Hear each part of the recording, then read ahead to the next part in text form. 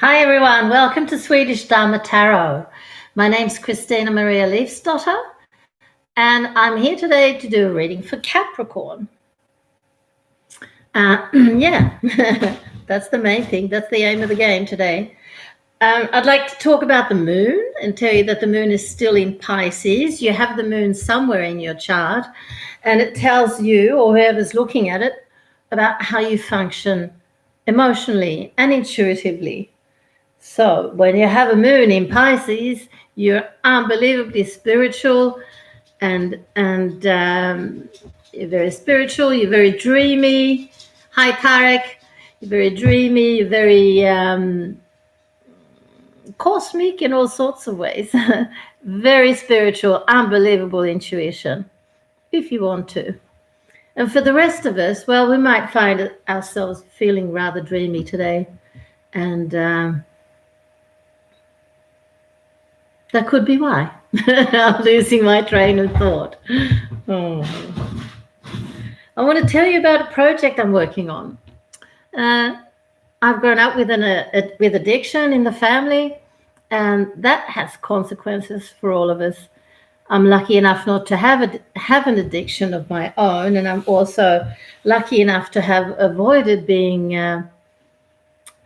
subjected to violence, which a lot of children and wives are. But it still has consequences, and it makes you, per definition, grow up as codependent. And this comes up in the cards all the time, talking about codependency and dependency, and it's kind of a heavy-duty subject, but nonetheless, it's a very important one. And because it's so prevalent, I've decided to do a course in it. So it'll get off the ground in January sometime. And it's going to be all about, dependency and codependency and lots of interesting stuff. Just to let you know that they say that 10% of the Swedish population is alcoholic.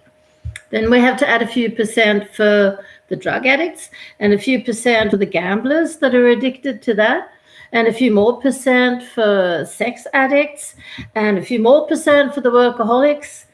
You see where it's heading. And then if you stop and think that these people have got partners and children a lot of the time, then we're really up in a large percentage of the population that has the effects of, that are themselves addicted or feel the effects of the addiction. So we are many, and I want to create awareness to the problem, and I want to do my best to alleviate it for those who need my help. I can't help an addict, only an addict can help an addict, but I can work actively with the family members and the partners. Let's get on with your reading, Capricorn. So, Spirit, what would you like for Capricorn to know, please?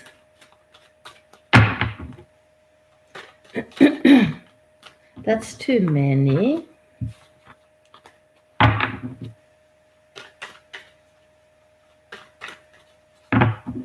Right. That's enough. I'm going to tell you about the cards that came out in the pre-shuffle. First one was the Five of Cups.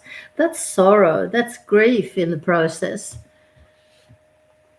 The second one was this, the Five of Swords. The Five of Swords is a card of conflict, outer or inner conflict.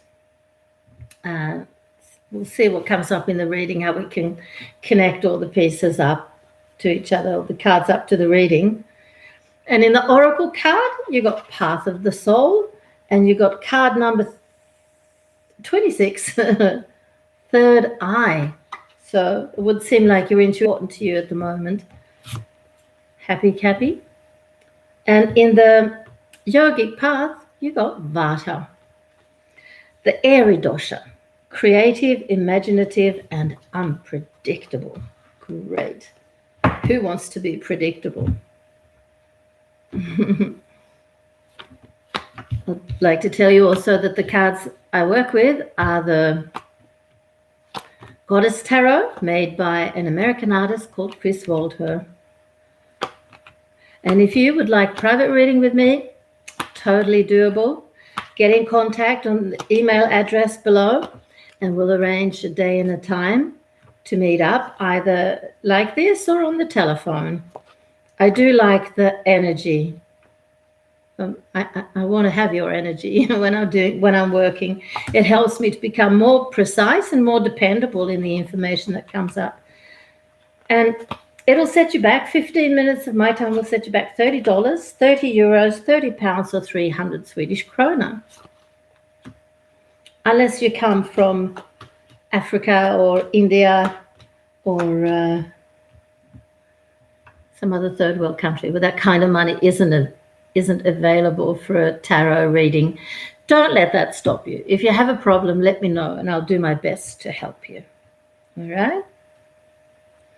Okay, so here we have you. King of Pentacles in the reverse. This is the symbol for Capricorn, Taurus, or Virgo. Not really that sure of what's happening around you, but I think maybe you have been left by a Queen of Wands.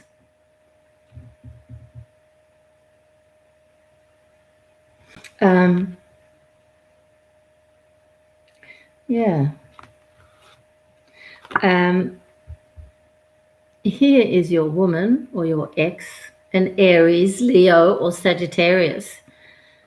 Strong woman, fiery woman, a woman of action, doesn't take any bullshit. And her solution to the problem between you has been to leave. She's on the verge of leaving. And in fact, she's being told by Spirit that it's time now. And you, my dear Cappy, are having to work like a madman, trying to appease her and prevent her, not prevent in the sense that you keep her jail, but get her to change her mind would be more correct. But she is quite determined, and she feels she could have a lot of Aquarius in her, because the Queen of Swords is the symbol of an air sign, so Libra, Aquarius, or Gemini, but the star is the card for Aquarius, and as you see, it's in the reverse. So somehow she feels that there's not enough space for her in the relationship, perhaps. Maybe she has to do all the work, while you, Cappy, just sits back and bring in the money, thinking that's enough. And it's certainly a good start. But any relationship needs two people, right? Meeting in the middle, each doing their thing to get it to function and flow smoothly. It's rather stupid to just sit back on your haunches and let your partner love you, take care of you, nurture you, and think it's going to work, because it isn't. So those of you who do that, sharpen up, unless you want to be alone. There's a lot of feelings here. There's a lot of sentiment. I'm going to see if anything can be done to save the relationship, because an ended relationship is always a sad situation, at least initially. But she is on her way. I'm sorry, Capricorn. She's definitely on her way, and you need to get into your grieving and in that way start to heal again. Broken heart. Yeah, all right. So with a grieving card comes the broken heart here, but also a victory card. So maybe you two are caught in some kind of codependency cycle, which is being broken now. I would really advise you, Capricorn, and if your partner is cross-watching this, so that I'm talking to you, Queen of Wands, find out about it, because it's interesting from a psychology point of view. It's very interesting to see how we function or dysfunction And certainly, and I'm codependent too. I have to work with that every day. And it gives you tools. It gives you an understanding, because it's first when we see it, understand maybe it's not that easy, but accept it. When we accept it, then we can also begin to change it by being aware and stopping to think when we are behaving in a dysfunctional way. We're codependent people, we get needy. Love me. And if you don't, well, I'll give you some more. It's kind of crazy. It's very destructive. There's nothing wrong with giving love. Giving and receiving love is wonderful, but it has to be done in a healthy way, not in a way to convince the other one that they should love you. That's it from the tarot cards. Here come the oracle cards. Path of the soul. Third eye. The third eye rules psychic abilities and clairvoyance. Although every human is born with the ability to see beyond the known, it does not mean they always access it. Your intuitive gifts, no, it's a choice we make, and then it's a job. We have to keep it going as well. Your intuitive gifts and abilities are very strong. When this card appears, it's because you're ready to move to the next level in the development of your inner seeing. Intuitive development is important for your growth at this time. Expanding your gifts not only benefits you, but also aids those who need the guidance and support you can provide from Source. Well, that's pretty cool, don't you think?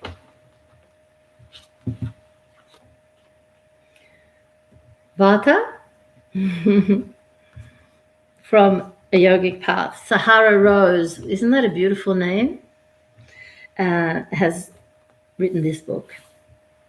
So the Vata is the airy dosha. It's Vata time now. In the winter, in the autumn and the winter, it's Vata time. And Vata, the doshas, we don't feel good in our own times. So I'm a Pitta. I suffer during the summer because I don't like the heat. But it's Pitta time. So I prefer Vata time. But Vatas hate the Vata time because it's windy and it's cold. Vata are the rather thin, sinewy people. They have no fat on them, so they feel the cold very easily. That's my theory. But anyway, yeah, so they don't like this time of the year at all. Creative one, says Sahara Rose. It's time to let your ideas flourish. You've gotten a gust of the Vata wind energy and are riding its waves out to deeper waters. Ideas are bubbling within you, and your body has become a vessel for its creative blessings. Allow yourself to dance to the rhythm of your thoughts and let them take you to higher places. The veil between the stars and earth has been lifted, and the downloads you're receiving are straight from the universe. Be sure to anchor them down to this earth with action so your visions can manifest into reality. Yeah, perhaps a vision of a happy relationship and a well-functioning relationship, a functional relationship. That's what we all should be aiming for. Looking after ourselves and then looking after each other. That's how it works best. If you have any questions, let me know about this reading or anything else. You'll see my email address below. And in the meantime, I want to thank you for watching and take care. Lots of love and light. Bye.